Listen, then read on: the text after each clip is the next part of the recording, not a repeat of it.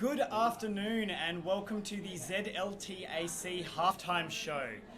My name is Drayke from the WA Sharks, and joining me on this show we've got Popeyes from Dunedin Gone Road. And Mushu from the WA Grizzlies, playing the part of Gooby from Space Jump. Yeah, thank you both for joining me on this.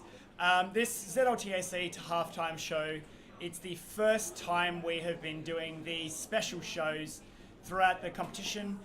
We are just trying to figure out how things are. If there are any suggestions or things you want to hear us cover in the chat, please put that in there because we will be able to see that. But essentially what we are doing is we are going to recap over the team's competition so far. So we're going to start off, basically we're going to go over all of the teams, where they're currently sitting on the ladder, what their current results are, and if we know of any great upsets or anything like that they've made or that they've had versus where we believe they should be sitting. So the competition so far. So what we play here is we're talking about the 5-man teams competition, which is the premier event. That's essentially what most of the people are here for. Everything else is more of a side event. Where we are currently sitting in the competition, we have played a round robin where essentially everyone plays against everyone in 12 games, and we are partway through, and then we get a ladder, and then we go into what are called a cascade. So we're partway through Cascade 1, and we have the results for where we're sitting at the moment, where essentially teams will be playing teams in a very similar position on the ladder to where they are. So the games will be a lot more fair, but if you had a bad round robin, you can definitely pick the points up again in the Cascades. Just to confirm, yes, we are not streaming Women's, Masters and Juniors. I'm not sure when the results of those will be announced, likely the presentation dinner, but essentially there are too many people in the foyer, too many people sitting out to make it possible for us to stream those. In the future we hope to be able to come up with a solution for that, but at the moment we do not have something for that. So how are you guys going so far? Not so much your team performance. How do you think the round robin and the Cascades are going overall so far for everyone? I guess I'll go first.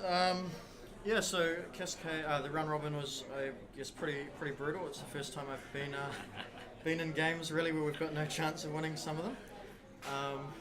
So sometimes I guess you have to make that decision to go for second, which is a new experience for me.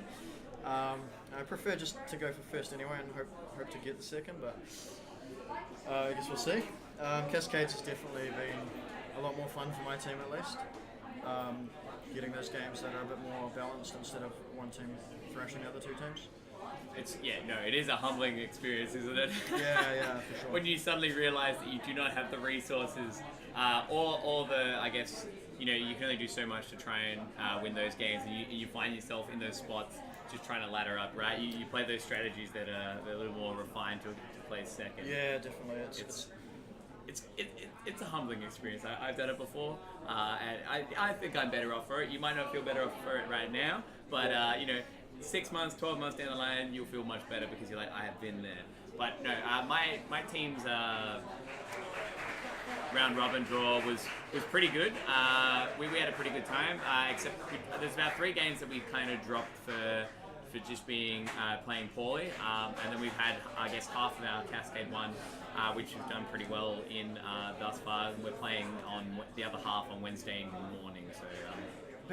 But in general, you're both looking forward to the Cascade part of the competition? I'm looking forward to the Cascade part of the competition because I think it's the most Cascade 2 is the most relevant part of the competition now, I think, because with the partial round robin. So partial round robin, obviously you don't play everyone, so the ladder doesn't account for everyone playing everyone, and then so Cascade 1 corrects for that. Therefore, I think Cascade 2 should be the most, the teams most evenly matched playing the teams most evenly matched. So in theory, that should be the closest series of games.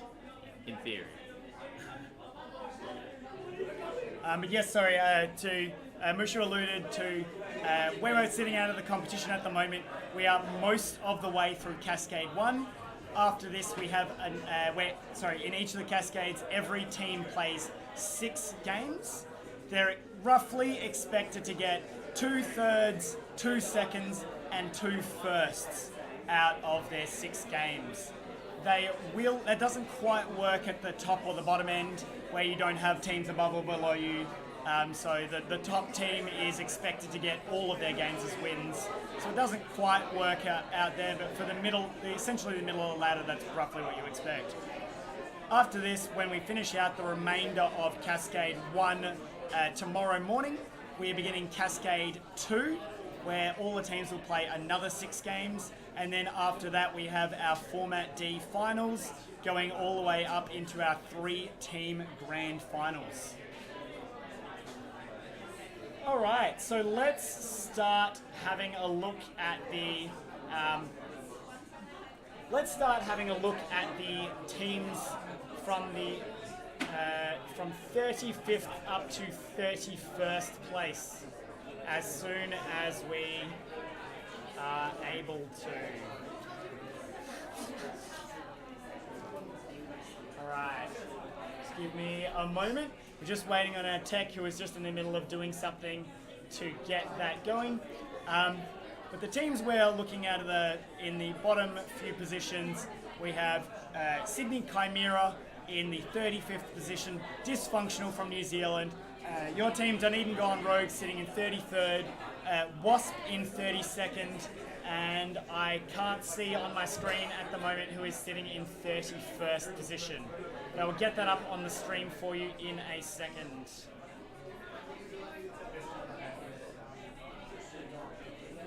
Territory Taipans in 31st. Yeah. All the way from Northern Territory. So Chimera sitting in 35th place with 24 victory points off 12 games played. So, by the looks of it, they didn't win a single game in their round robin. Real unfortunate there for Chimera. Do we know what we don't know what they were seeded, do we? They would have been seeded not too far, higher than that. I wouldn't suspect. I'd say they just,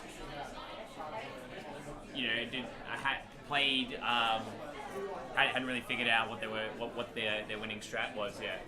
But they've only played 12 out of their So they've got a fair amount more to play, and I guess with Dysfunctional sitting 6 points clear and one game up. So if Chimera win their next game, then they're equal 34th, I guess. Well, and they have won 2 games today. They have picked up 2 firsts today.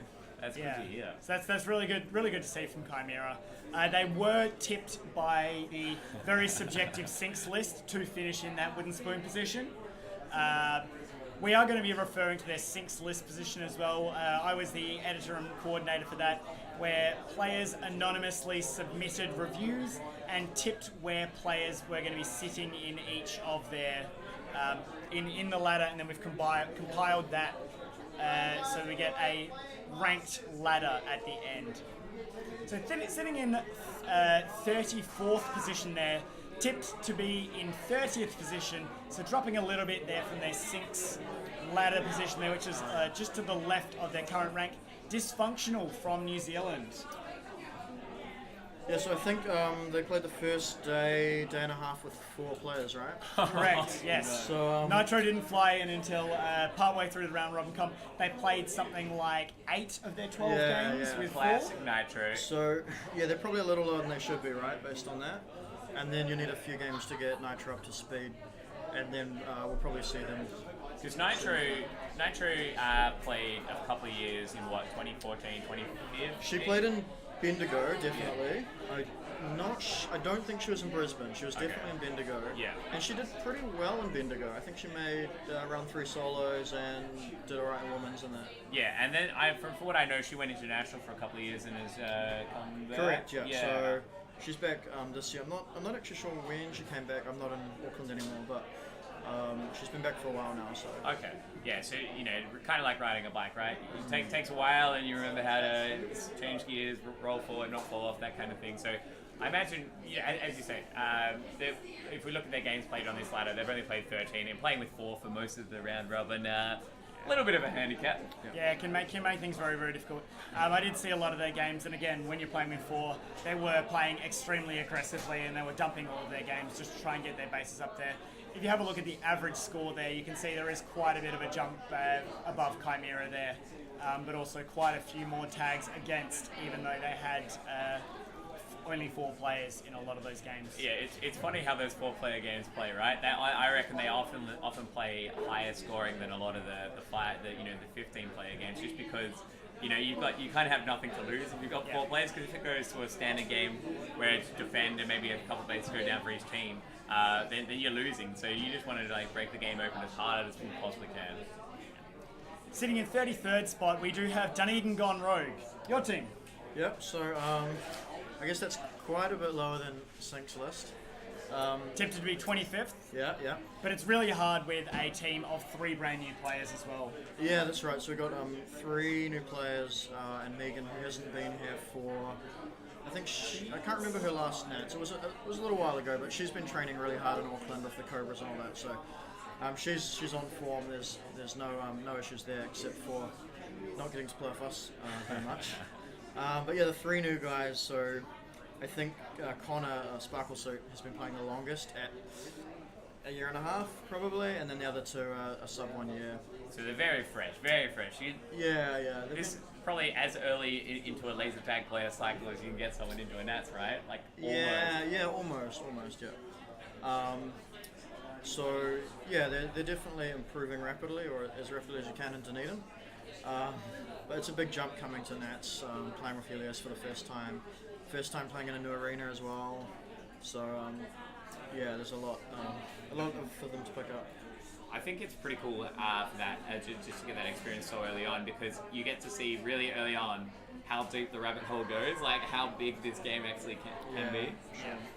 And it's also really great to see a new site showing up as well. Yeah. We've been working hard to get Dunedin into the scene in New Zealand for a while now, and I think just in terms of how healthy the scene is, it's probably the healthiest scene in New Zealand right now. We've got the biggest members nights and all that stuff. So it's only a matter of time until these guys are right up there, if we sort of carry on. But yeah, it's awesome. Like, hopefully we'll have 3 new qualified refs coming back to Dunedin, which will help out on the league nights, and everyone will come back with their stories. And you've probably seen in the stream, there's a ton of Dunedin guys in there cheering everyone on. So yeah, absolutely. Potato in the chat saying Dunedin gone rogue, just holding back for the final round. Correct. Big climb on finals day. You've only got 1 track, so yeah, that's it. Hopefully, yeah.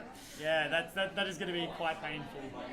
Sitting in 32nd spot, we've got Wasp, the 4th of our WA teams. Yes, good old WASP. I think they're definitely they're half a team of tournament techs and very veteran players, and another half of, I guess, a part of WA's next generation.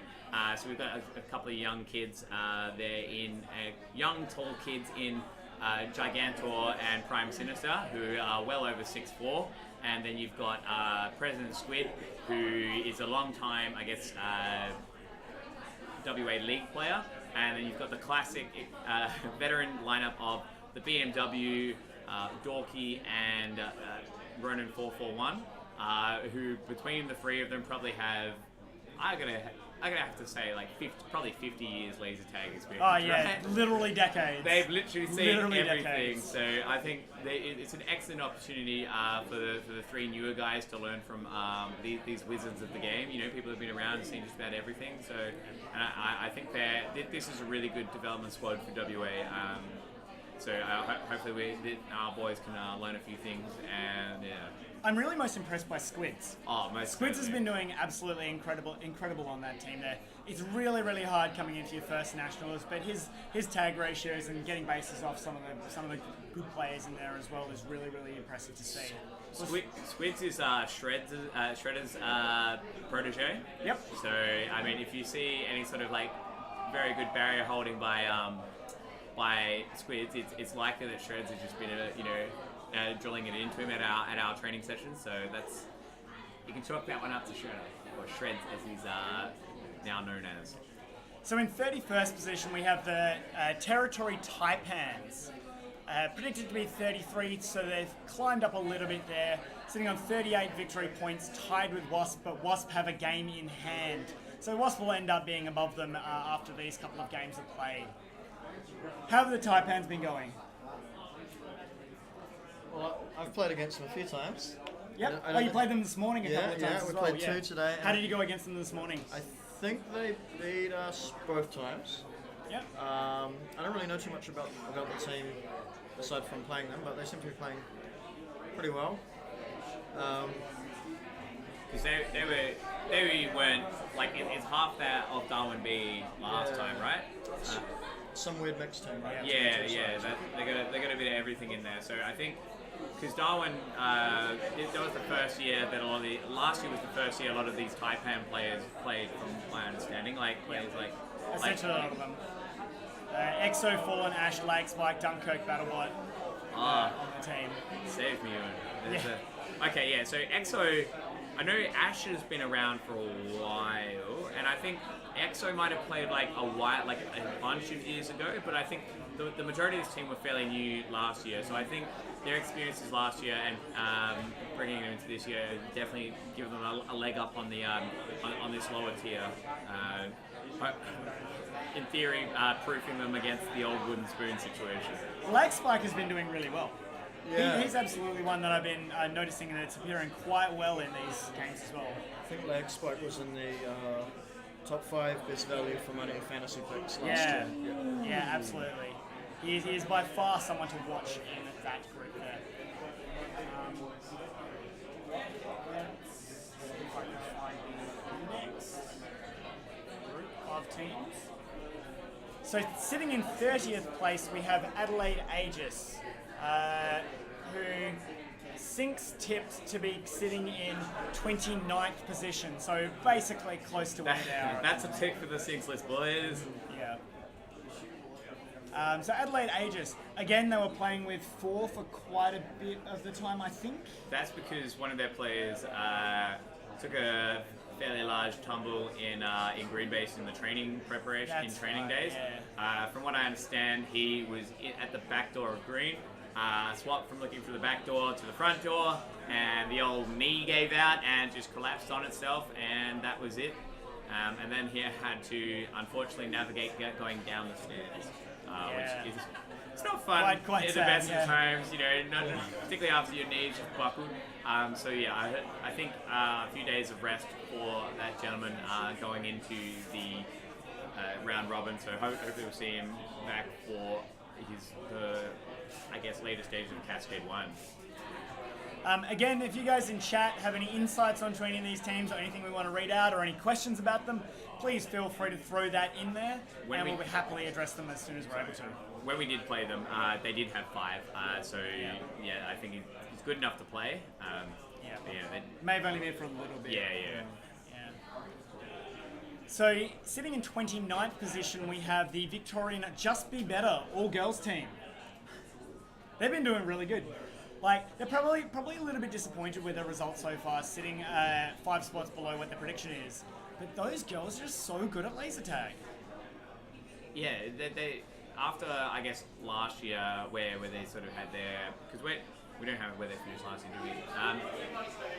I think them coming together as a team and sort of really understanding their dynamics was what their story of Albury, and after being able to, I guess, work with that, they might have been seeded a fair bit higher than after their performance last year, and maybe got had a few rough games against some of the Queensland teams that were seeded around them. So I don't think we've seen the last of Just Be Better climb.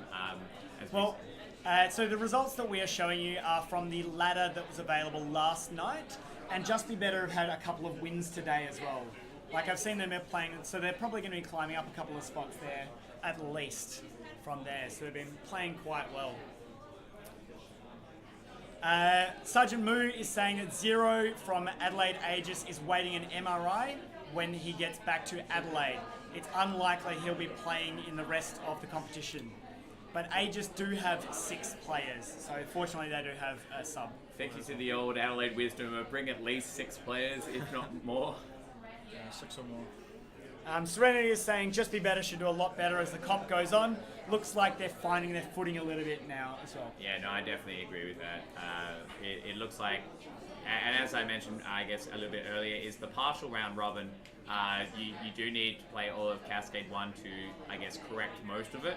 Well, in theory, most of it. So your Cascade 2 is really where the best games will be played, because you'll be playing players or teams around your rank who are, I guess, even more evenly seated.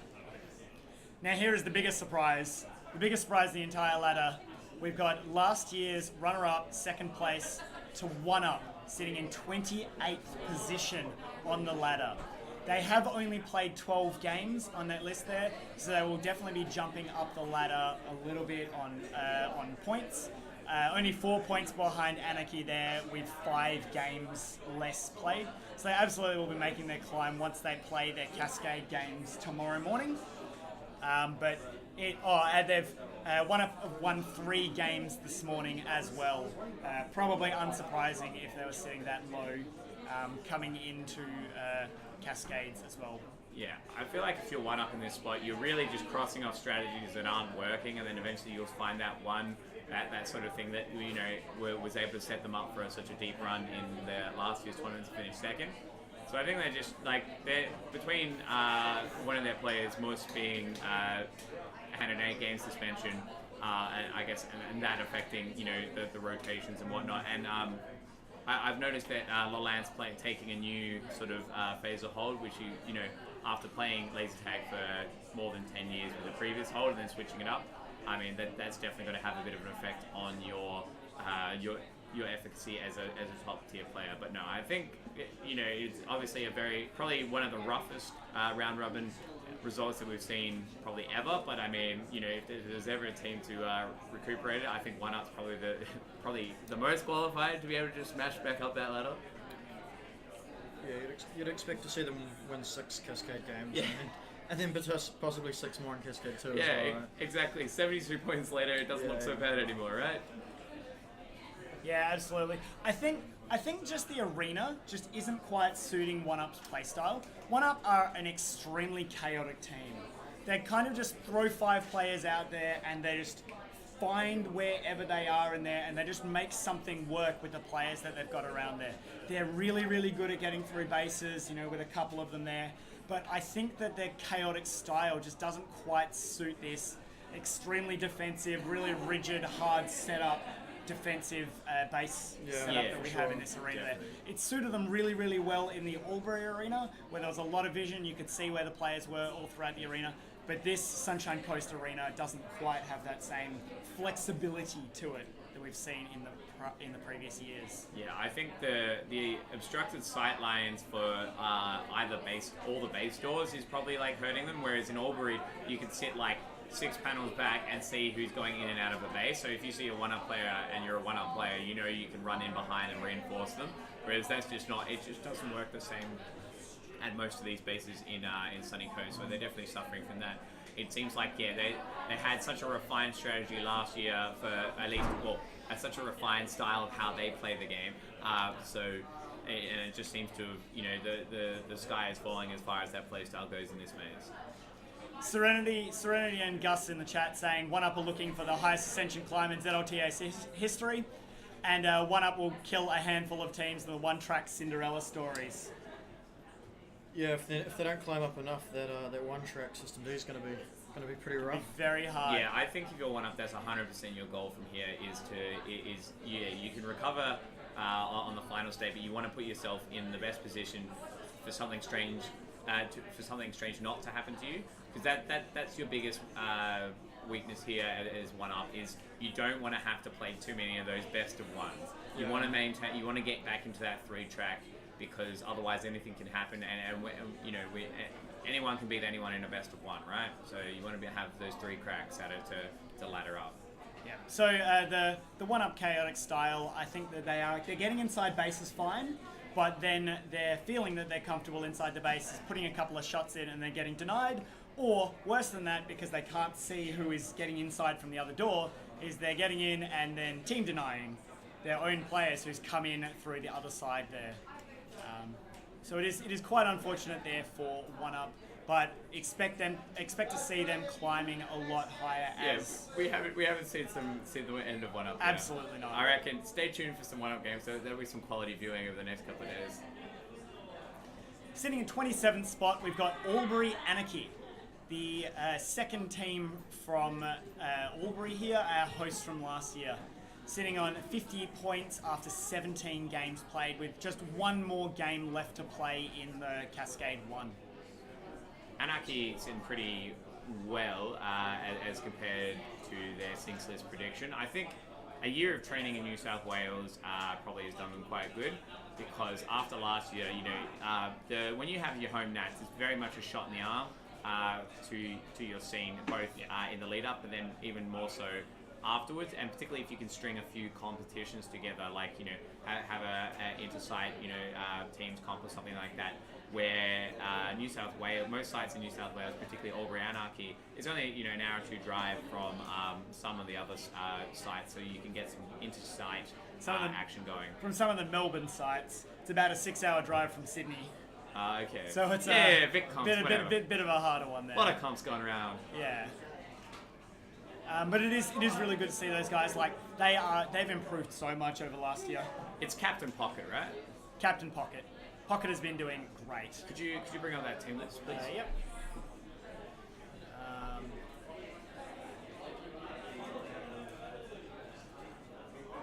Okay. Yeah. So Pocket, LSP, Kovat, Enigma, and Wookie. Wookie the rookie.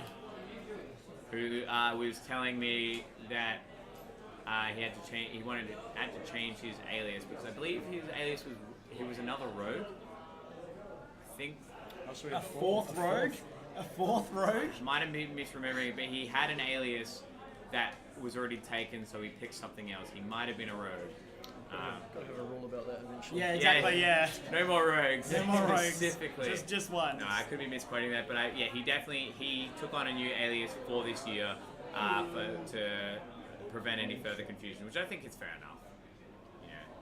Yeah, I haven't seen the results for Anarchy today, but again, picking up there, it's got 17 games played as of last night. I mean, you look at Sinks 31st and they're 27th, they got one more. The teams below them haven't played all their games on this ladder, so they will likely fall a little bit closer towards that 31st place. But I think playing to a T based on their Sinks List performance is not the worst thing in the world going into Cascade 2. So I think they're right where they need to be, and we'll see what they can do with another 6 games in Cascade 2. And then, so next on the ladder we have the old Hobart Vikings, Tasmania's main hope for laddering up. So they had a Sinks List prediction of 18th, and they're currently sitting 26th with 13 games played. Now, most of this team is new for the Vikings. So Vikings last year in Albury had a couple. They had, I think, 2 competition subs in that of Lycan and was it only Lycan? I can't remember, but yeah, it wasn't all Hobart on the Vikings last year. Whereas this year they've got CV, Runt, and So Greasily, formerly Stiffy, and a couple of Hobart B players, Tasmania B players in that of Twinkles and others. If you bring up that team list, we can talk about it. So I do now have access to the team ladder where they're currently sitting at the moment. It's not in that list there. I can see my tech off to the side, hurriedly updating things there, so thank you for doing that for me. But I do see that the Hobart Vikings have picked up another 10 victory points from 2 games today, so that's a first and a second there as well. Currently sitting at about 19th-ish on the ladder, which I think is about where I expect them to be sitting. They were tipped to be 18th at the moment, so I think that's roughly where we're going to be seeing them. And they were sitting in 18th position after round robin as well. So I think that's roughly where we're going to be seeing them at. They're going to be fighting for that, that halfway cutoff there. So that 16, 17-ish team there, as well as about is the I think 17th or 16th place. 17th place is in the top half of the or is the halfway point of the competition on there as well. Yeah, I definitely think CV's done the Lord's work, much like yourself, Popeyes, in bringing a development squad to Nats and like putting them through the paces just to show them what's possible and give them 20 plus games and a 2-week experience at a national level, just to cut their teeth and go back home knowing what they want to work on. Twinkle's inside of Red Base is one of them. Oh man, Twinkle's have been doing really great over the last couple of years. He's absolutely improving a lot. He absolutely deserves to be on that A team. Gemster in the chat is saying, yeah, he's currently sitting second on the triple solo ladder, which is an absolutely amazing achievement there for that chaotic format that we've got. They've got that because it's like CV, Runt, and So Greasy. The fairly experienced Tasmanian players. Then you have the other two or three players, and they have that very sort of like Adelaide kind of style where it's very flashy. Like it doesn't always work out because they haven't been. They need a little bit more time to refine it, and I think you can see that in players from the Adelaide Apex when they were 15 to 18 or whatever, and they were coming up. Players like Meerkat had that, and Fuggan had that very sort of spinny kind of style, like very flashy, and it takes a few years to refine. Yeah, if we had a ladder for style points. Oh yeah, that's. I mean, as far as I'm concerned, it's like fantasy ladder, style point ladder, team ladder. So yeah. Where does the team solo ladder fit in that? That's it's not important. No one cares about that one. That's in theory that's reflected. That's accounted for by the fantasy ladder, I believe, Drake. Yes. So Of course. All right. Looking slightly higher up the ladder there, sitting in 25th spot, we have Basewatch. But Basewatch have only played 13 games sitting there. Where are they? They were sitting in 20th spot after the round robin, but after playing another 3 more games today, they're sitting on 66 points, which is roughly in about 14th position on raw score there. So they've actually managed to pick up quite a few extra points there. So they'd climb up a bit with that. 14 points from 3 games. Yep, out of a possible 18 for those of you playing at home. First, second, or something like that. Yeah. Sounds about right. So Basewatch take the leg, and then I guess half of what were Base Invaders last year, in that of Crouchy and then Crippleberries as well, right? Because Rubu and Arrow were Crippleberries. Correct, yeah. Yeah. And so we've sort of, I guess, them working together. Curtain closed. So I guess that initially it seems like they might have been finding their feet. Now that they're sort of 12, 13 games in, they're sort of really testing what has worked, what is robust as their team.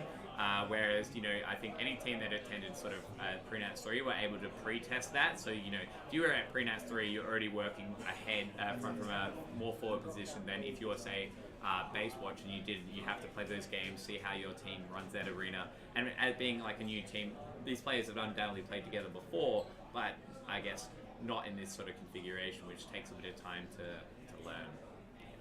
Basewatch tipped to finish about 13th position. I think that's roughly where they're going to be. Yeah, I hope so. I think they've lost I guess, 2 of their stronger players from last year. But Playing it's still, now with the Cobras, yeah. Correct. It's still a solid team. Like, if you look at the 5 players they've got in that team, those are the 5 best players who aren't part of that 8 Cobra pack. Yeah. Definitely. Absolutely. And particularly Nick and Adam, the leg and Crouchy. Yeah. Both of those are pretty much at the same level in 90% of what they do, right? Yep. So they're almost there. If only the Cobras could have a squad of 10. Doesn't quite work out like that. One day. Cobras A, Cobras B. Yeah, exactly, yeah. That's it. But no, a very worthy B team there from New Zealand as well. Higher up on the ladder, 24th position is the Box Hill Sentinels, the home team of Zone Laser Tag. So Sentinels are really interesting. They are maybe the only site in the world that are not playing on Helios, but they're playing on Helios 2, which is the next version of the packs that we got there. Yeah. So while that Helios advantage that we've been talking about there is they don't have that because the Box Hill packs are in that arena over there, currently at Sunny Coast, the old Box Hill packs, while they've got Helios 2. Is that making much of a difference for them? Nah, I don't think so, because while their league nights or whatever will probably be, Helios 2, I've spoken to Daddy a fair bit about this, that you just end up practicing elsewhere, because I think most of the Multra guys, the Melbourne Laser Tag Association players, they'll play at a time zone, and then of course not so much represented this year, and I'm not sure how much practice they would have done there at the Bendigo site. So I think if you're the Sentinels, you definitely have other options. Being in Victoria might be a bit of a drive, but they definitely haven't had zero practice on Helios. And did a fair whack of them were here for FreeNats 3. They did have a large chunk of the team there. Yeah, so I don't think the Helios 2 situation would necessarily be, it's not optimal, but it's definitely not, I don't think it's having a too negative effect. Having the Werribee Arena just on the other side of the city there, up to an hour drive or so in traffic, for them to play on, playing every couple of weeks, Moro was saying as well. So they're absolutely getting the experience on that setting there. But the other interesting thing about the Sentinels, we've got Azrael and Leper playing on that team. Azrael having just made the move over to Melbourne from Adelaide, and Leper from Hobart as well. So sitting those new guys into that team there is also it was really interesting to see. Yeah, they definitely did far better in the early round robin, because I think their team sort of figured out the strategy, a pretty decent strat going into it. Because I'm pretty sure we dropped to them in the round robin. It's one of those ladders before. This is the round robin ladder. Okay, and this is the there. So they're in 17th position. Okay, yeah. So after the completion of the round, so this is when they played. So they played 2 games and they've dropped a bunch. Okay. Classic halfway cascade thing. Getting two-thirds from their 2 games there. But I also believe they played some very, very hard, very hard games. I think their ladder movements are pretty I feel like they climbed too high in the round robin, and then this is correcting for it, and then they'll have their easier cascade games to counter correct that, so they'll end up in the teens and sort of probably around that 17 mark, and they'll be able to push for 15 if they go hard, win everything. Sitting in 23rd spot, we have the first of our Canberra teams, the Jaguars. 16 games played at the moment. 17 games played actually, and picking up another second on top of that this morning. The interesting one to note in the Jaguars is Xylitol. He's on the Jaguars, right? Yeah. Am I getting mixed up? He's Jaguars. Jags or Falcons? Xylitol's definitely on the Jaguars. He's on one of the Canberra teams, and he's definitely one of the powerhouses on that team. He's doing work. He's the power player that Canberra teams needed, because I think that's sort of how what kind of filters down as you get to the B and C teams from a particular state. It's those those higher tier players get picked up, even if they're not playing their optimal roles, say a main attacker or something. They end up being a second line defender or something like that on a higher team rather than the main attacker on a lower team. And so I think throwing that all into the wind and getting a Xylitol all the way from Europe is a good way to bump up your ranks, and I think that's represented here. Obviously, there's going to be some ladder movements below them, and if you look at the games played, they've nearly finished their cascade, so you have Sentinels and Basewatch below them to play a bunch more games, and will definitely move past them, particularly if you're Sentinels and Basewatch almost guaranteed. Well, they are. I think they are guaranteed to move past them. Yeah. So yeah, I think Jaguars will fall a bit and probably fall probably around that sort of 28 mark, maybe around 25, depending on how Silas ball goes, and we'll see how that one pans out. But I think this Things List prediction going into Cascade 2 will be fairly accurate. Sitting in 22nd spot at the moment, we've got Sydney Basilisk. 58 points from the 14 games played. They have not played any more games since then, so they've got another 4 games on tomorrow morning.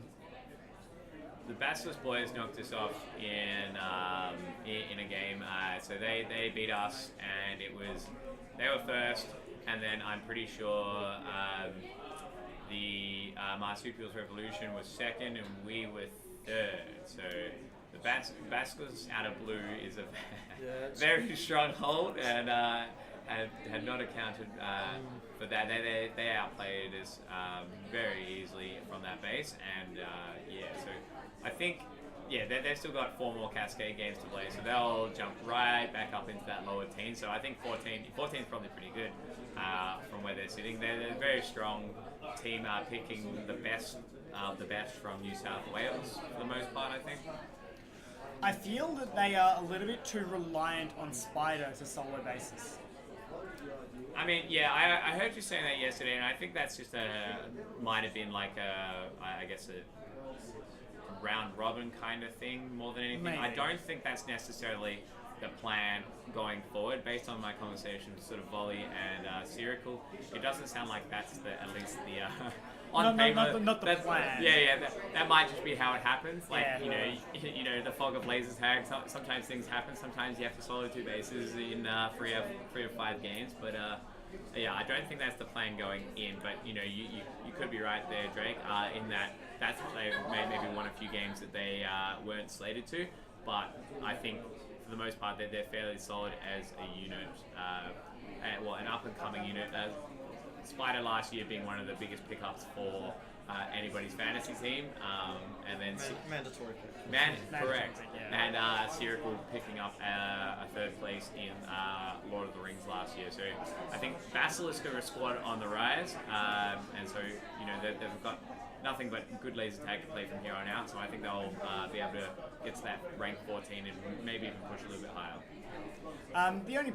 Just having a look at some of the individual statistics from the Basilisk, Spider's been wildly inconsistent as well. He's got 2 scores above 15,000 points, but he's also got a negative 1,000 and another couple of scores. I saw that negative 1,000. Of less than 2,000 points there. That negative 1,000 point was in a game against us and Adelaide Aftershock. Yeah. And he just got denied a lot in that. So it was really, really unfortunate for Spider in that. And again, it felt like he was just trying to get inside our bases. He was doing a great job of doing that, but then there were lots and lots of people flooding back and managing to get the tag on him, a couple of tags into the base there. Getting into the base and destroying it are 2 different things. One is easier than the other. Sometimes they come together, but other times, you end up on a negative score. And I think, I think that speaks more to how willing he is to put shots into the base, which I think is a lot harder to get away with in Sunny Coast this year than it was in Albury. I think you can in Albury it felt like you could posture a lot more and not just get denied from anywhere. And I think that comes back to what we were saying earlier about the obstructed sight lines of both base doors, because in Albury, as you come in through a base door, you can see pretty far behind you, and if no one's there, then it's unlikely you're going to get shot from behind you.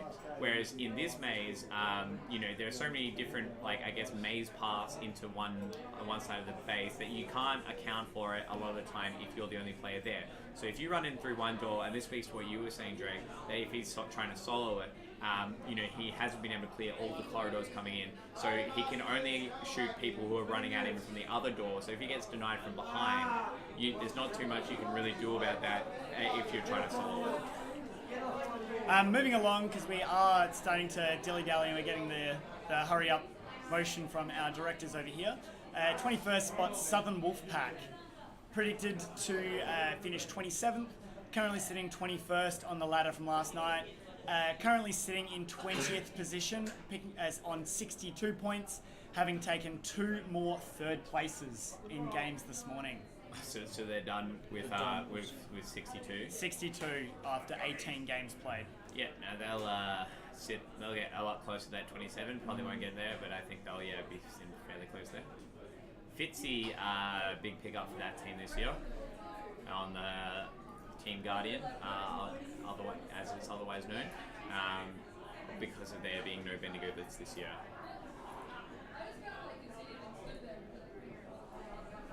All right, pulling up the next set of teams there, we've got the Canberra Falcons in 20th position there. Falcons currently sitting on 60 points after 17 games there, so picking up another third this morning as well with one game to play. And also 23rd after round robin. So most consistent team we've had so far, sitting in basically the same spot after round robin in Cascade. Captain Garn is heading this team this year. I think so he's not playing for the Dragons this year. So I think most of that squad are on the less experienced side of the Canberran total squad. So I think Garn is leading a team to seeking new knowledge and potentially some stinkless victory. So I think, as you said, they're sitting about where they should be. I feel so. Again, I feel like the Falcons are one of those, flip-flop teams. Either they'll do extremely well in a game that they're not expected to, but they can also lose games that they're not expected to. Yeah, I think that's partly because the Falcons name has been around for such a long time, so people have this conception of how a Falcons team should play, but that the lineup changes so frequently over, say, the past 10 years that what you attribute to that team is not necessarily correct at any one time.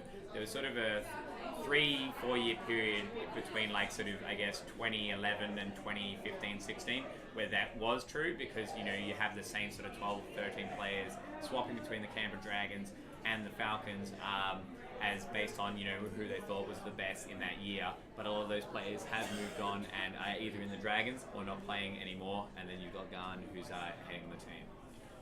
Moving up to 19th spot, we've got WA Space Junk, unfortunately with the Sentinels logo there. Sorry about that, Weeb and the Space Junk guys. I'll harass my techs about getting that fixed up for future things. But they're sitting on 58 points with 14 games and haven't played any more games today. So I have another 4 games tomorrow to go. So that 19th place is not going to be accurate for them, but they were tipped to be 21st.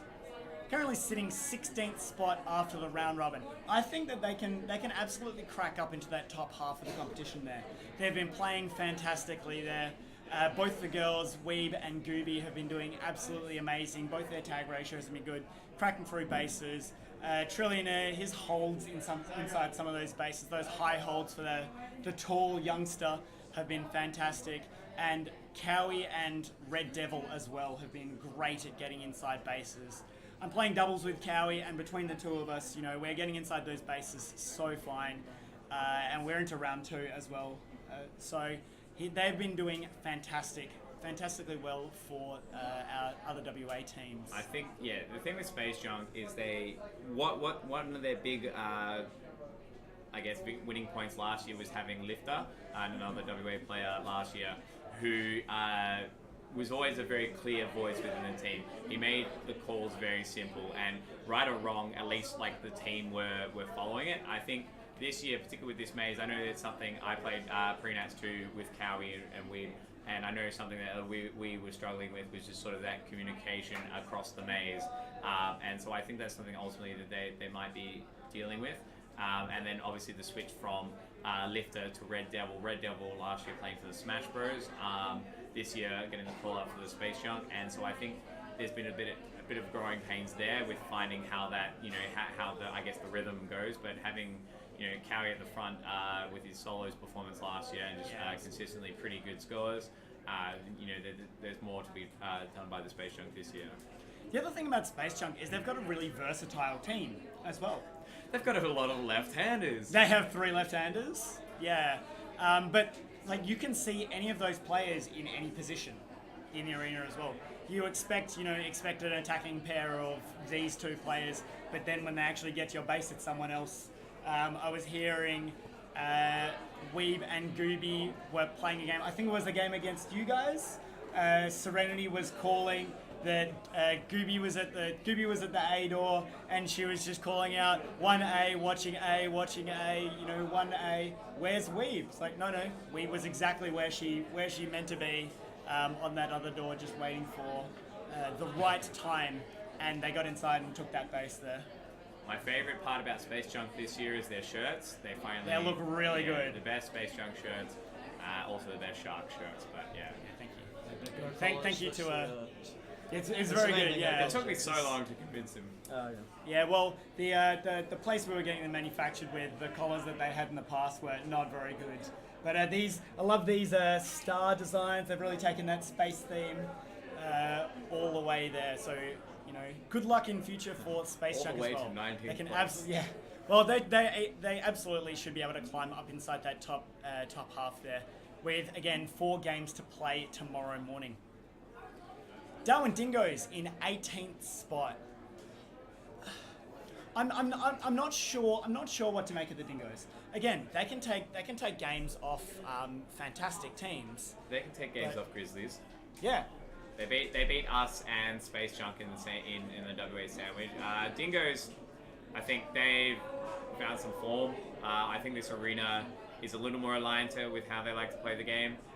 It's definitely more aligned with how Dot likes to play the game, because I think this arena lends yourself to, you can duel around panels a little bit more, whereas Albury, with those big wide spaces, you can duel around a panel, but you can still get shot from 6 meters away. It's like, you can get interfered with, I guess, and in this arena, based on that sort of mentality, I think it's a lot harder to interfere. And I think also Dingoes are sort of hitting around that amount of time that they've been playing together.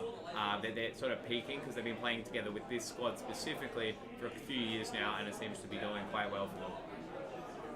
They picked up another second place today as well, so currently sitting on 62 points after 16 games, so another 2 games tomorrow morning as well. Now, here's another surprise, the Hobart Marsupials, sitting up in 17th position after 17 games played. They were tipped to come second last. I think you'll find the WA Marsupials. Well, 2 players that live in WA, including their captain, who is a Tasmanian player, but they have 2 Tasmanian people that live in Tasmania, but also a Queenslander who is playing for the Hobart team. Alright, we'll compromise and call them Marsupials. Let's just say Marsupials. The committee formed Marsupials, taking on refugees. We'll call them a committee team, yeah. Refugee team. Team committee. Yes, so Marsupials, I mean, Undertaker had a fantastic performance at Pre-Nats 3 playing for the Renegades for most of the competition. Venom is one of Western Australia's best up-and-coming players, and you have Captain Simi, who has the strats. Just straight up has the strats. 10 years of playing, more than 10 years of playing laser tag, combined with a couple of other Hobartians who have been playing on the same team. Can we bring up the team list, please? Yep. Sorry. No. Simi Bear, Undertaker, Scorpion, Venom, Captain Morgan. Okay, so Captain Morgan and Simi have been playing together for a while now, so there's definitely some synergy there. And Scorpion, I'm pretty sure, is a new kid from Tasmania, and I know he and Venom have definitely been getting along. So there's some budding in-team friendships there that are definitely proving good for the Marsupials' win percentage. I think, well, as they've only got one more Cascade game to play according to that, so they will drop a little bit just based on how many points are below them. So I think they're definitely going to correct to the low 20s, which is still a fair whack higher than they should be, according to the Sinks list. But no, I think they didn't. The Sinks list, it's hard to account for how a team that hasn't played together for the most part will actually play. So they're definitely doing. They're proving the Sinks list wrong, and it's good on them. And for newish players as well. Correct. So moving up higher up the ladder, we have the first of our Queensland teams, the Renegades, sitting in 16th position. 62 points off 15 games. They have not played any games this morning. So 3 games to go tomorrow morning. What about the Gades? So they're the first of 7 Queensland teams in this competition. So if the first team appears at 16th, they must be doing something well. The Renegades, a bit of a lineup change this year, I believe, picking up Orkarai, and then they were losing Drayke, who is now playing for the Stealth. Yeah, and so there's been some lineup changes there, but they also picked up Taipan again. So Taipan it was always the offensive pressure that they needed, and then Orkarai is very good offensively and defensively, and it was a great pickup there.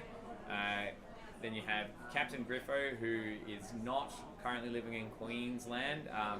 So I think the rest of the Renegade squad has sort of been able to practice with themselves pretty convincingly. So I think they're just putting in they're the benefactors of being in Queensland. They just put in grind time and move up to 16th. I think the 19th was a pretty. Yeah, that's not huge. I think you can definitely. Renegades was sitting 14th at the end of the round robin there as Yeah. well. So I think that's around the range. Like they'll certainly be within the top half of the competition.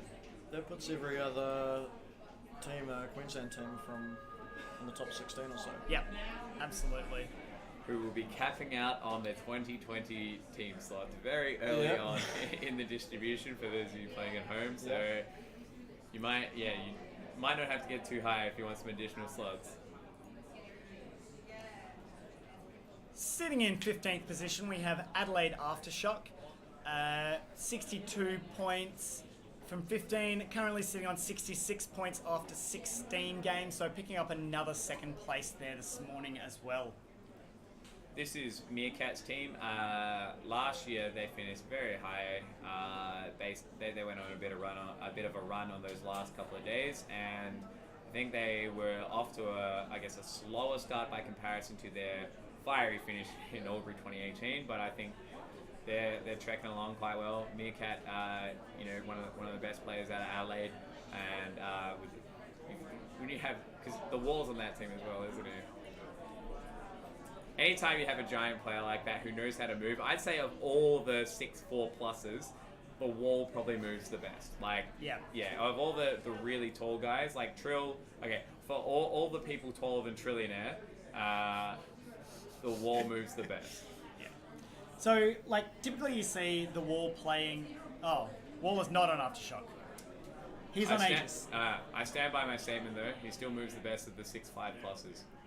All right, Very team good. list, please, Ewan. Of the Aftershock. This is what happens Sitting in 16. with states with Meerkat, two teams. Stormboy, no idea, Skits, Wardy, Oh Thick. my God, Stormboy! Played triples with that young man in Adelaide. Saw him this year, and he's grown about like a foot. And I didn't recognize him at law. I was like, who the hell? He's wearing a Stormboy shirt, but Stormboy was like, this tall, but now he's that. Yeah, so I think this team's very much an up-and-coming, yet another up-and-coming Adelaide squad, as was Apex and previously, the Desolators, Immortals, those kinds of people, sort of 3 to 5 years ago. So it looks like Adelaide are a team that are also climbing at the top end, but also their middle tier teams are definitely getting better and better and better. So I think they've got plenty more ZLTAC to play, and I think they can do quite well. I'd like to, you could probably see they might be able to be the sovereign team of this year and finish on that hard 10th spot. Now we do need to keep moving along here. We've got about 15 minutes to go for the remaining 15 we've got nothing teams to or say so. about those top teams. So don't worry about it. So sitting in 14th place, we have a first of our international teams, the Blue Eagles. Now the Blue Eagles sitting in 14th spot, they were in 27th spot after the round robin, but their Cascade 1 has been 3 firsts and 3 seconds. They did not have any firsts in the entire round robin, and now they've got 3 wins and another 3 seconds under their belts. I think because the part of the benefit of being in the Cascade is the difference in teams that you'll play is minimized. Whereas round robin, anything goes. You're gonna get you get a top 5 team and a bottom 5 team, and that creates a very sort of wide range of strategies that could be implemented during that game. Whereas the closer you get together in the Cascades, the less volatile the strategies become. It just becomes about execution and who can flip the game with a move from one strategy to like one of these other 7 or 8 recently or consistently used strategies. So I think they don't have to factor in as much. Secondly, this is the first time they've all played together in this configuration, so it might just be the fact that they've been playing more games together, and this is where they're starting to peak. Yeah, I think Serenity's saying Blue Eagles are finding their footing now too. Solid pack-on-pack skill on that team. I agree. Yeah, Skywalker is probably the biggest surprise for me. I saw him smashing it at Lord of the Rings. I think he copped a few terms, which wouldn't have helped, but just the skills are quite incredible, kind of like the Dot style. Seems to have the same moves as Dot, but they seem to work a little more often. Skywalker is setting the highest average score on the team at about 9,600 he's points a as monster. well. And Dedham as well is one of the top Finnish players. I think he's pretty on par with some of the GP guys. 8.5k average there from Dedham as well. Yeah, and then the German guy. Is there one German guy or two German guys on the team? One Cataracts? Yeah, so I believe Cataracts is the best German player from what I've seen following the international streams. Yeah, they seem to be coming along pretty rapidly. They're sort of just introduced to Zone in the last 12 months or so. But they're already starting to take names. I think they're already better than France and starting to cause problems for Sweden. So, yeah, it's really interesting to see what'll come out of those guys. Yeah, Reaper is also a German. Oh. Nico MC and Gus are saying in the chat. Is it German? So moving on, in 13th place we have the WA Grizzlies. Unfortunately, we don't have any further insight into them. So in 12th place we have the... I'm down with that. Yeah. That's fine. Mushu, what can you say about the Grizzlies? How have you guys been going so far? We did good pre-nats 3. We do less good round robin. We do okay first half of Cascade 1. So currently sitting on 3 wins out of your 3 games you played Cascade 1. I think there were 2 expected thirds and a second. Yeah, but I think part of that is definitely due to the partial round robin era and all. It was like double errors. Like in the first part, partial round robin era. Second, Grizzlies era for playing bad in some of those round robin games. So I think we were sitting a little bit lower. So we got I guess a fairly good Cascade draw that we were able to capitalize on. And so I think, yeah, we're on the uptick. Love my boys. So WA Grizzlies were sitting in 13th position after round robin, and they're currently sitting in 13th on the raw points ladder. But I expect they're going to be climbing up well inside that top 10. If we win all 3 if of you our win games your on expected games, if we win all 3 of our games on Wednesday morning, we can climb as high as 4. Wow, that's incredible. Good luck. This is what I mean by so Cascade 1 has to correct for it. So yeah, Cascade 2, we'll see what happens. But I think as far as our current placement, we're probably the most volatile team, like in terms of movement, just because of those 3 wins yesterday. You had that really good. We good had result that, last yeah. night. We had those insane points yesterday. And a couple of those games were extremely close as well. Yeah, I mean, we were the benefactor of a lot of very tight situations. Serenity picking up a last, a buzzer beater base to knock off the Cobras, which is, you love to see that. Yeah. Well, the Cobras didn't. I think if you're a top 5, top 10 team now, you gotta start facing the reality that when you're versing, say, Grizzlies and Sharks, it's not AAB. It's getting closer. It's just getting closer to 3 A's now. Yeah, That's exactly it. And especially we're seeing that out of the Queensland teams. I don't know who you'd call a B team from the Queensland. They're all in that A tier. Absolutely, yeah. Speaking of the Queensland teams, we've got the Sunny Coast Stealth. Sitting in 12th position. They were 11th after round robin and currently sitting in 12th after their points. They have played all of their games and they will be sitting on 74 points, so they definitely will be dropping below the Grizzlies.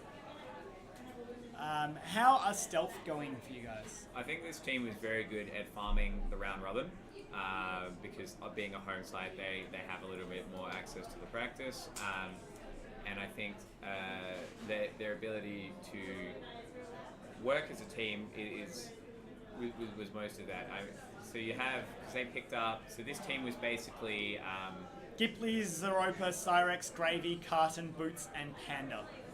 Yeah, so Gipley and Gravy were picked up for this team, I feel like relatively late in the piece. And by late, I mean sort of, June to September last year. And so I think they're half of the Geckos team and half of sort of the Renegades and obviously Ghibli formerly of Vanquish. and so I think this team we're able to stay ahead in the round robin because they have like a greater knowledge base. But I think as the games get tougher, it's going to come down to, are they able to put up the wins when they are playing the teams who have as much knowledge as them. Their Cascade 1 results absolutely would tend to support that theory. Only getting 1 first, 1 second, and 4 thirds. Yeah, I think so. Probably be a little bit disappointed with those results. I think if you were using, I guess, a ladder of last year sort of thing to put where people should have been in the Cascade 1, I think if we swapped Stealth and my team, then that might have been a more accurate way to be. Like they would have had, their results would have been better, but they were I guess, harshly punished by the partial round robin, giving them, I guess a quote unquote easier draw. So they finish they finish higher after the round robin, but then get punished by Cascade 1. Yeah. So in 11th spot, we have got Adelaide Apex, the top Adelaide team.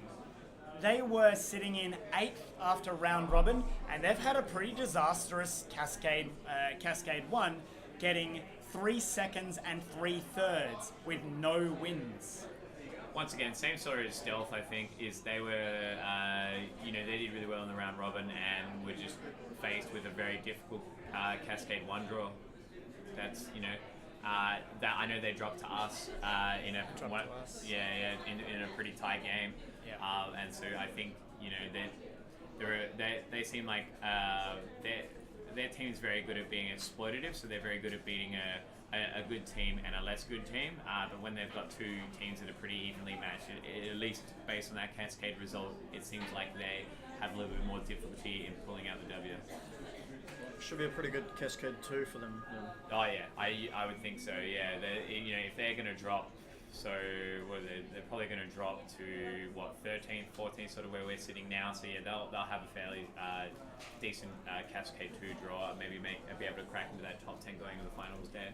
Just looking at the individual solo scores for Apex there, their current best player is ZLTAC 13 with an 11k average over the 3 games they played.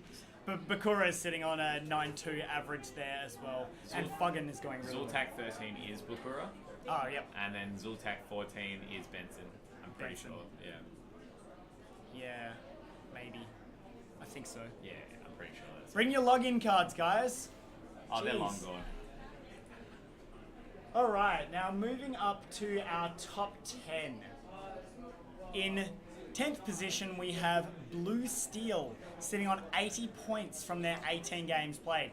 Now, all the remaining top 10, aside from one team, have played out all of their 18 games. So this part of the ladder is essentially locked in. Their order is correct. There may be some teams below, like Grizzlies. If they do end up picking up some wins, we'll be jumping up in there.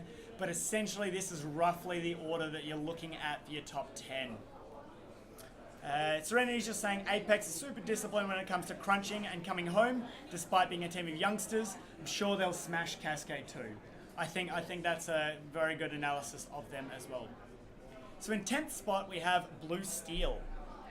Blue Steel were sitting in 7th spot after round robin, and they ended up again having not a very good night last night in Cascade 1, picking up 1 first, 1 second, and 4 third places.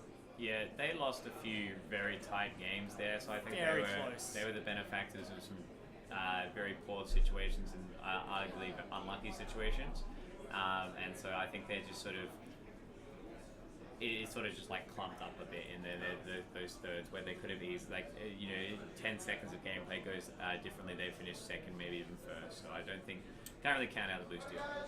You want to say it's their home advantage evaporating, but they're not really a home team. No, So for those who are playing at home, Blue Steel have Snake, who's currently residing in Victoria. They have GMI, who is from Darwin, and the rest. So in that Blitz, it's Blitz and Raven and GMI, Mopar. Oh, and Mopar. Yeah. Sorry, Mopa. Yeah, and so those three Sunny Coast or Queensland players who, they only get to practice at Nats time and maybe pre-Nats time. Do you believe this is the last iteration of Blue Steel this year?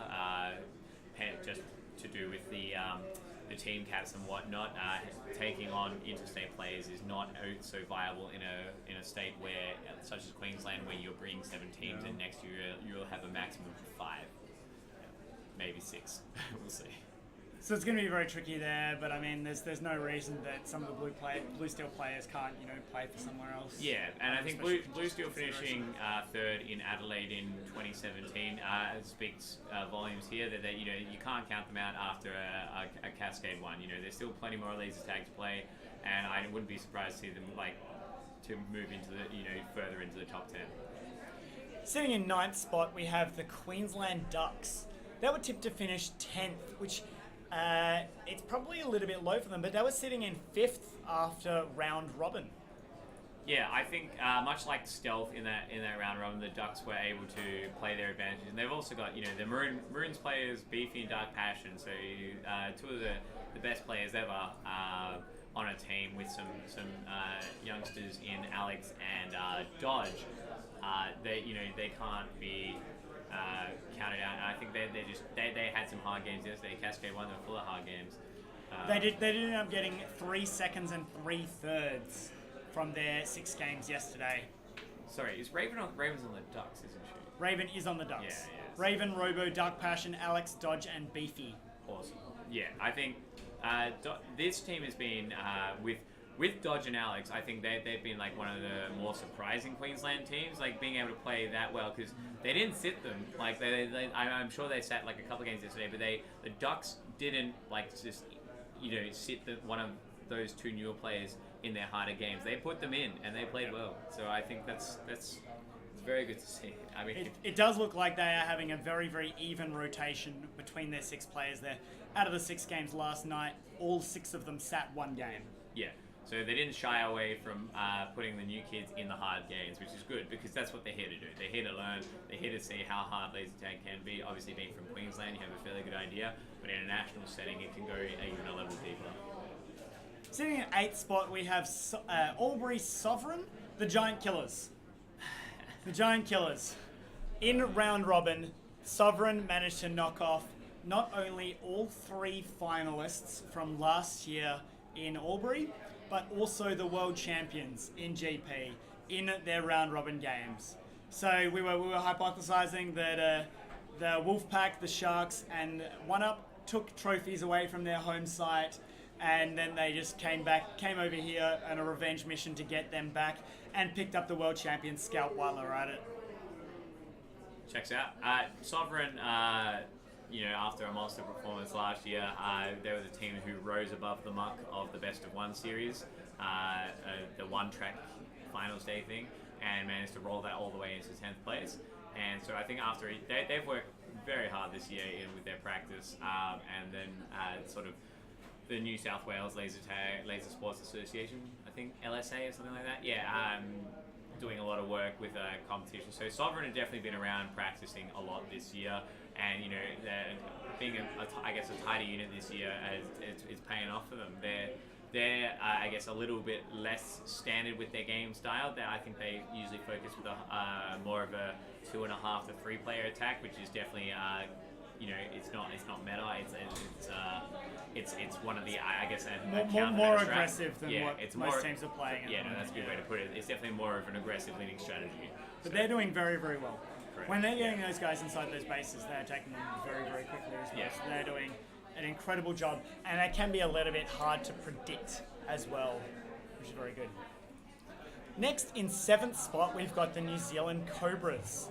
Now, Cobras went through round robin only having dropped 3 games out of the thing, and they were all on that hard night there where all the top teams were playing each other.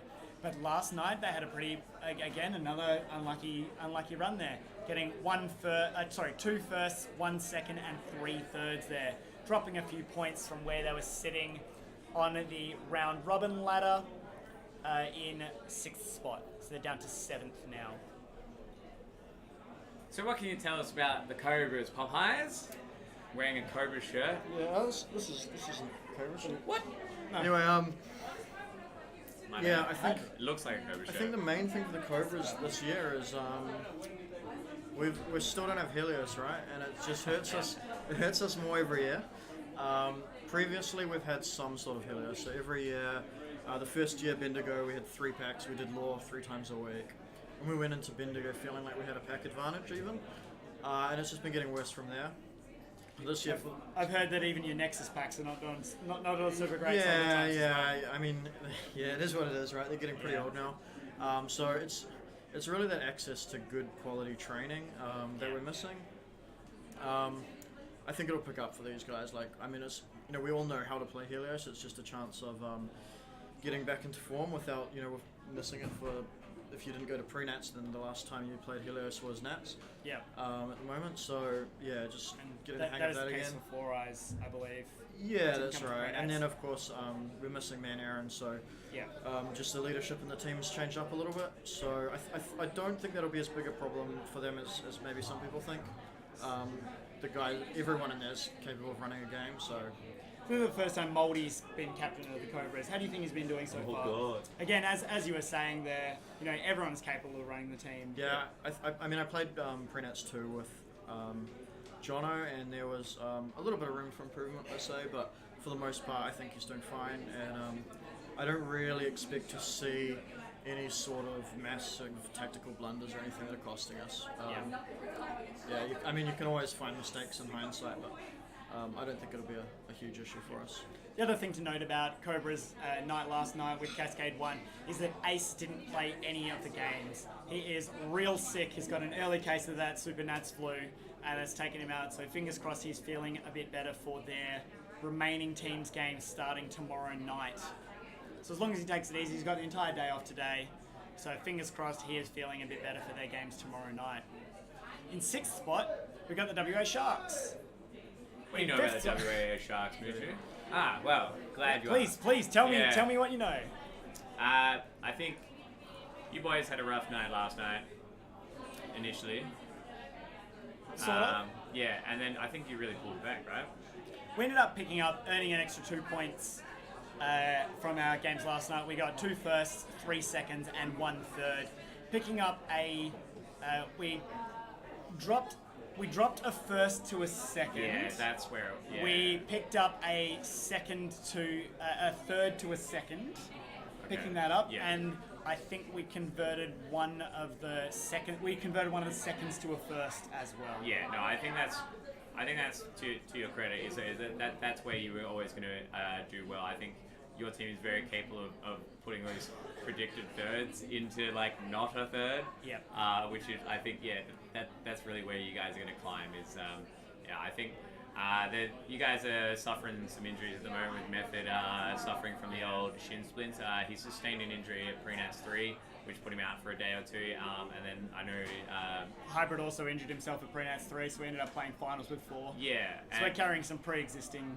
But based on my conversations with Hybrid, it sounds like his ankle, once it's strapped, it seems to be pretty much stable. And then Method, I think, is the only one really suffering on your team, isn't it? Well, the bad part for Method was that Sunday night with all of those top 10 games, we ended up getting 3 seconds and a third out of those games, but Method was barely able to walk. We ended up losing one of the games by about 600 points, and apparently he was on the other side of the arena screaming for me to swap out because he was literally limping around that side of the arena. And if I'd swapped over there, the couple of extra tags, having the one extra player running around Yeah, could have turned definitely. a second into a first there. Yeah. But I think that's the other story there for the Sharks as well, is there have been some extremely, extremely close games. They've gone both ways as well. Sometimes we've got a little bit lucky there, sometimes we've got a little bit unlucky there. The game against Blue Steel last night, which we were expected third and we picked up a second there, was literally because Method 2-shot denied Snake in the last 2 seconds of the game. Yeah. And that put us about 1,000 points ahead of Blue Steel, less than 1,000 points ahead of Blue Steel as well. He was able to hobble in front of him and to shoot. Yeah, it was a very, very, very close game there. Yeah, I think the Sharks from this position. I mean, they're not. It's like there's still a lot of laser tags to play, so I don't think you're You're sitting pretty much where you're within expected parameters. I think all of these teams here that we're looking on this list, Sharks, Cobras, Sovereign, Duck, Blue Steel, all of them are still within striking distance for that final third. Grizzlies as well, if they pick up those extra games. Yeah, you look at this list and you see the Sharks with 39k average score, so that'll be super relevant going into Cascade 2 for that because you know a lot of these teams are going to finish on the same amount of points, and so you guys are looking pretty good with the tiebreaker. Well, the Sharks are sitting in a three-way tie on victory points with the Cobras, the Sharks, and our fifth place team, the Dragons. But the Dragons have only played 17 games. Yeah. They still have one more game in hand. So they are definitely going to be moving up at least out of that three-way tie there. I didn't look up who they were playing in their remaining games there. They'll be playing my team and a third team. Your team and a third team. And a third team. A third team. Is that third team Yes. One up? Yeah. So Dragons, one up, and Grizzlies is the remaining game for the Dragons. So imagine if your easy game in the Cascade is one up Grizzly, because that's That's the predicted win, right? That's the easy one. This is their easy game. Yeah, it's our predicted second one up Dragons. Yeah, exactly. Yeah, one up predicted Not third. confident. Any of those three teams, you know, like I don't know how. Sorry, just Serenity is saying can't count the Sharks out. All those games could have gone either way, and only minor things happened to the outcome. I think they were really promising losses there. Yeah, I agree. But the Dragons, from their 5 games of Cascade 1, they've got 5 firsts. It's an incredible effort from the guys there. Phoenix was sitting out all their games last night, was talking them through there, and was cheering them on. Again, some of those games were extremely, extremely close. Dragons taking a win, you know, literally in the last seconds again, a base picking that up for them as well. One of the big things I think are different with this year in the Dragons lineup is Nufa seems to be taking not a lead attack role. He seems to be coming out later and later in the game, which I think that sort of balanced their game a little bit more. Because rather than being like front heavy, they're having Nufa coming out as 4th or 5th. It just seems to be really working because, you know, he can snap up a couple of bases in those last couple of minutes and still get a fair amount of pack defending from around the bases. So I think that like fundamental shift in strategy just seems to be paying off for the Dragons this year. So we were saying that the Sharks are sitting on a 39,000 point average there. The Dragons sitting 5k clear of the Sharks on that tie there. The Dragons are playing a very, very aggressive game there. Based on that, I think they have the highest average, don't they, the Dragons? Yes, the Dragons have the highest average game there. I do feel that the Dragons are, a lot of the time, if they are starting to get behind on bases, they are dumping a lot of the time. Yeah. And they are playing out the 10 base games there. They don't have, a bunch of the times of the Dragons games I've watched, their defensive lineup includes 0 people in the base, so I think, that lends itself to a higher average score. But not usually at the start. Or not long after the start. Not long after, yeah, fair enough. Alright, so moving into 4th place, we have GP, our world champions, still reigning world champions from Finland. I think after a year of playing our format, and I'd say this maze is probably a little more up their alley just because of the reduced sightlines between bases and maze coverage. And so they're able to push their influence a little bit easier from like a dueling sort of standpoint. If you can duel 6 people on a door and move in and take it. But I think that's sort of, they've played all their Cascade games, and I think Dark Omen has played much more of a solo-ish role in this tournament. Pushing for a lot of early bases, and I mean, if it looks like he can get more people through, sort of Yor and Nick will show up later in that piece. But we're often seeing Dexter and Maisie, the two on the inside of bases there, holding them down there with Yor, Dark Omen, and Nick as their attacking line. Man, Yor, Dark Omen, and Nick, if that's your offensive line, you're in a good position there. They are super, super good players, and they're fantastic at cracking in those bases. as well there. Unfortunately, they didn't have a fantastic night last night in Cascade 1, getting 2/3, 3 seconds, and a first, so dropping another couple of points.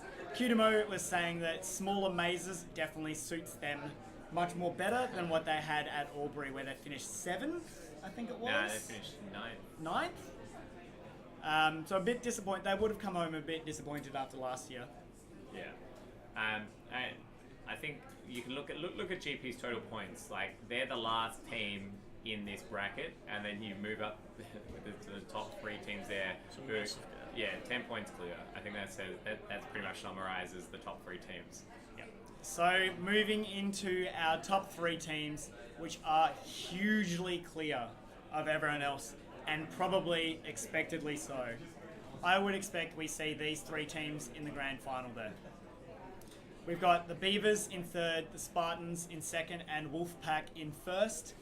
And between those 3, there's almost nothing separating them. There's literally 2 points between the Beavers and both Wolfpack and Spartans. So we'll start by talking about the Beavers, how they have been going so far. Link, Ninja, Butzer, Wooldot, Falcon on their team. Last night in Cascade 1, they ended up getting 4 firsts and 2 seconds as well. Captain Ninja took a team vanquish last year to 5th with a bunch of new players, and one of which was Link. And this year he's been able to recruit players who are 2 ex-Maroons in Butzer, the best player of all time, and then Wooldot, probably one of I guess very solid defender. Yeah, and just also one of the best players of all time. And you've got up and coming Falcon. So their team's just super solid, and I know they've been training like probably more hours in the week than the 3 of us combined. And so I think this is what you get if you grind 4+ days a week in Queensland. This is what happens. You end up in a bracket all of your own. I wouldn't be so surprised to see all 3 of these teams in the grand finals. I don't want to see it. I'm happy to see 2 of these teams and 1 other team. That's what I'd like to see. But yeah, I think it's pretty straightforward. Their team plays the reactive style. You know, they sort of play a fairly standard game initially, and based on what the other 2 teams do, you know, Ninja's waiting for a mistake and for a door to open, and eventually it does happen in most games. They're very opportunistic when taking in those attacks there. But they've also got the 3 really lanky guys. They've really got that team build going there, and the way they can just throw their arms around in things and just get shots on defenders there is just absolutely incredible. Yeah, Link's ability to just move with his because he's at least 6'3", 6'4". Tall, massive. Yeah. And he has pretty good control of his limbs. I'd say, he moves better.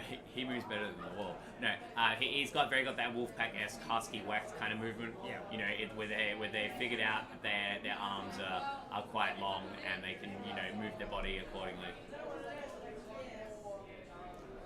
In 2nd place, we have the Spartans, sitting 100 victory points, tied with Wolfpack, and only 2 points clear of the Beavers.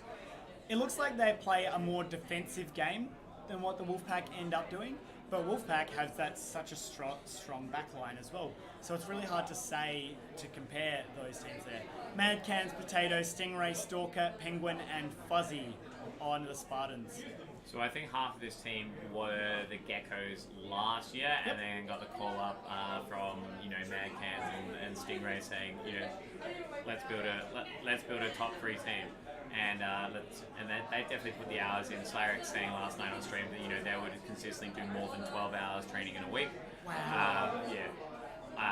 Having Mad Cans on the team definitely helps with that. But yeah, they've just put in the time, and this is how far you can go if you put in the time. I think the Spartans definitely play on the more conservative side of the standard setup. So they're very good at just playing. Mad Cans being able to get 2 bases in even the hardest games is a huge boost to that team. And then they have some Potato and Penguin.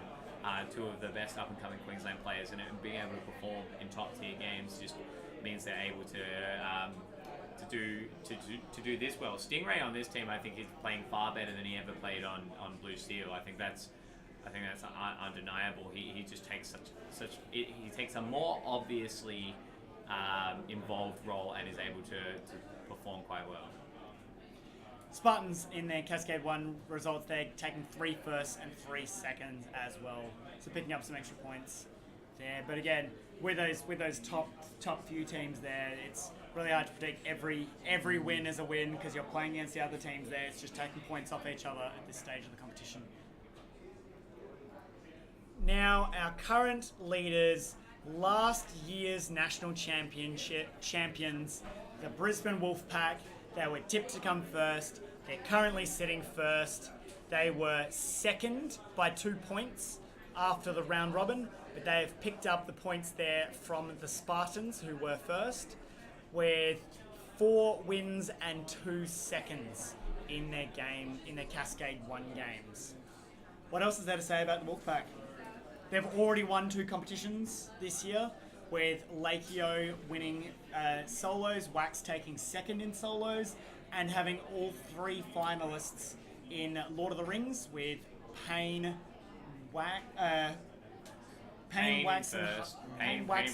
Yeah. Pain first, and then Wax and Husky. Yeah, Husky second, and then Wax third. Yeah, I think it's lucky that Yor has broken their clean sweep already. Yep. You're being the only player outside of Wolfpack to have picked up a trophy from the 6 trophies we've handed out so far. I think with a 3rd place in solos. Everyone needs to think back to that moment when they put Sunshine Coast as number 1 on their preference list 2 years ago. It's like, oh wait, no. Yeah. What did you think was going to happen? You should have seen this one coming. No, I definitely put Sunny Coast number 1 on my form, so I'm partially responsible for this.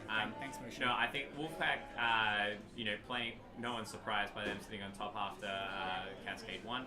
They're the best team in the country for a reason. They put in the effort. They have some of the best players, and they play the standard game better than everyone else. They play a very disciplined style of laser tag, where after they get a base, or they hear someone attacking their base, they'll pretty much drop what they're doing almost all the time, come back and just sort of neutralize the threat and move on with the game. But in terms of more their structural setup, they're really, really great defensive teams. Their pack-on-pack skills are second to none. They have the most tags for and some of the fewest tags against. They're currently sitting on an average of about 156% tag ratio over the entire competition so far. And when you're playing in all of those top games there, 140, 145-ish, down to 101% tag ratio in their final game last night. When you're sitting over 100% tag ratio with literally the best teams in the competition, what can you do? And you've got the structure, and you've got the setup. These guys have been playing with each other for 4 years now, before they started in Brisbane for their first nationals. They've taken a 3rd, a 2nd, and now a 1st last year in Albury, and this is their 4th year. I think they've absolutely got what it takes to win this again. Definitely. I think there was a game in the round robin where Husky was tagged 3 times and he had 3 bases. Yep. And it was like 36 tags or something like that. And it's just like, well, ladies and gentlemen, if that sounds ridiculous to you, that's because it is. It is. That has never been done, and probably likely never be done again unless Husky finds some way to top his own record. But that's insane. That's like, that just shouldn't happen. But yeah, I think that those kind of statistics, Wax having 2 trophies this early in the comp, just come on. What more can you say? Exactly. Well, that is where we sit with the ladder. It may have taken us a little bit longer than what we expected to go through, but thank you both for your insight. We are going to end with some predictions.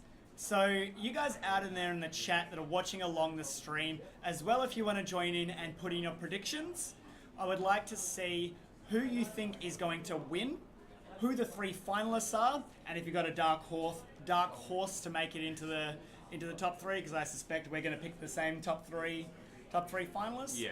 As well as one team you think is going to take away with the wooden spoon.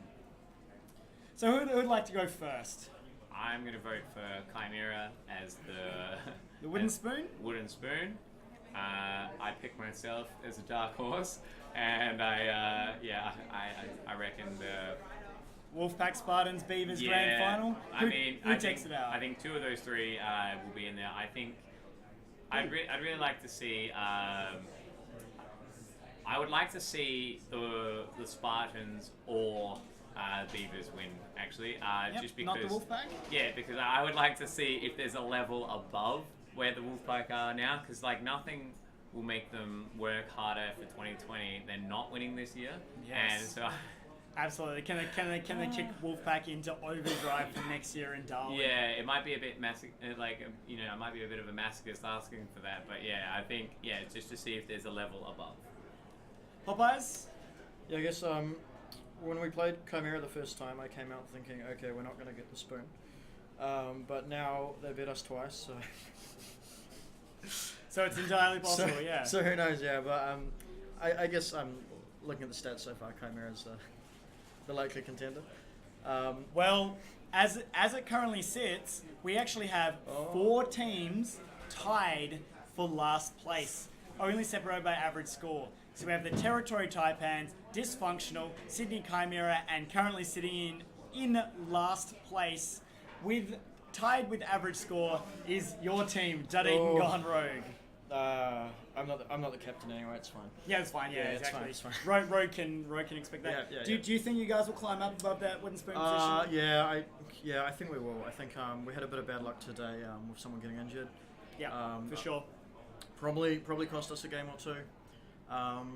So yeah, I think this team's just starting to come together. So I don't really think we'll be that low at the end, but you never know. Anything's possible. Anything's possible at the bottom. Anything's possible. And then for the top teams, I think Wolfpack will win it. Like, they just will. They're just too good. I think it'll be a little bit like last year where Wolfpack smacks finals. Yep. The only way Wolfpack doesn't win this year is if something happens and they don't make finals. I don't think you'll see all 3 Queensland teams in finals. Yep. I'm not sure who will drop off out of Beavers and Spartans. So Spartans is the cleanest team. They might be even cleaner than Wolfpack and some of the stuff they're doing at the moment. If you watch them defend, it's just incredible the way they're moving around.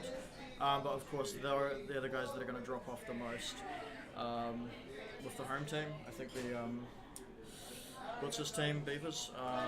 Maybe they've still got a little more they can squeeze out of the arena. Whereas unless the Spartans are hiding some stuff, it's just going to maybe drop off for them. So what's your non-Queensland pick to make finals? Cobras. Cobras? It's got to be Cobras for me. That home team loyalty, part of the squad, of course. Of course, we'd love to see the Cobras up there. As for myself, I do think that it's going to be a three Queensland final, but there are numerous teams. Yeah, I don't like the sound of it. Why did you say that? Well, look. Beavers are sitting 10 points ahead of GP at the moment there. Yeah. Dragons are going to pick up some extra points there. So if Dragons get a first, there's still going to be an 8-point buffer between Beavers and Dragons there. But having said that, how these games are going, they've been extremely close.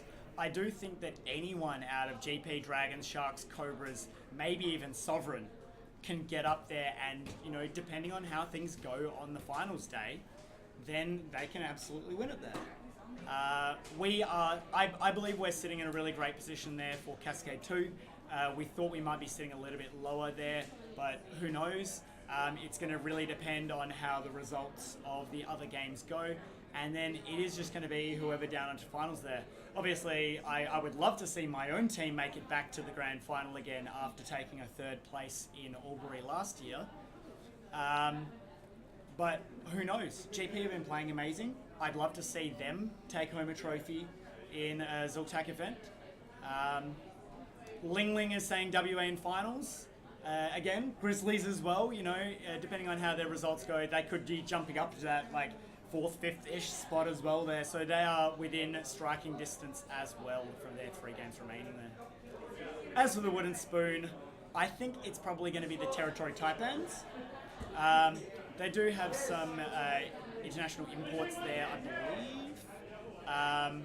Not sure, maybe that was last year's team. But Darwin have taken out the wooden spoon a couple of times before, and it'll be a nice memento for them to hang on the wall of their site coming into as some advertising for the Darwin Nationals upcoming next March. Lowlands is saying 1UP is the biggest dark horse, 19th to 10th to 6th to 2nd. It's a interesting guess there. We do have one of the 1UP guys sitting off to our side here who is absolutely, laughing his ass off on that. So good luck to the 1UP guys, but again, with some good results there, they can absolutely make a climb. Well, that'll just about do us here from the ZLTAC halftime show. Thank you everyone for joining us. Sorry that it went a little bit long, but thank you guys both for your insight, your wonderful insight into all of these teams. We are hoping to make this a regular segment, and we do this every year. If you have any feedback at all for any of these shows, any of the stream, how it's going, please pass that on to our media directors in Ibo and Butzer, or you can stick it in the chat there for our commentators as well to bring up and do things about. But I do want to say thank you very much for you both for joining me. Thank you everyone at home for tuning in as well. Good luck to all of our remaining teams there. And thank you everyone for joining us. Now this is the last thing that we'll be streaming for the day, so this will be the end of the stream. We will be back again at 8 a.m. tomorrow morning with the remainder of Cascade 1. Shout out to Ninja Jim for the sick tech work and remoting in to do some wizard stuff as far as running this stream, and to sitting off to our side from 1UP, who has been sitting here as behind us has been running the Masters, Women's and Juniors comp. So to comply with committee tournament integrity standards, we need someone here just so we can't observing us, making sure we're not bringing up the scores. Exactly. So thank you to Ninja Jim, and the techs that were able to make this show possible, and as well as to Butzer and Ibo for setting this up as well. And you guys for joining us.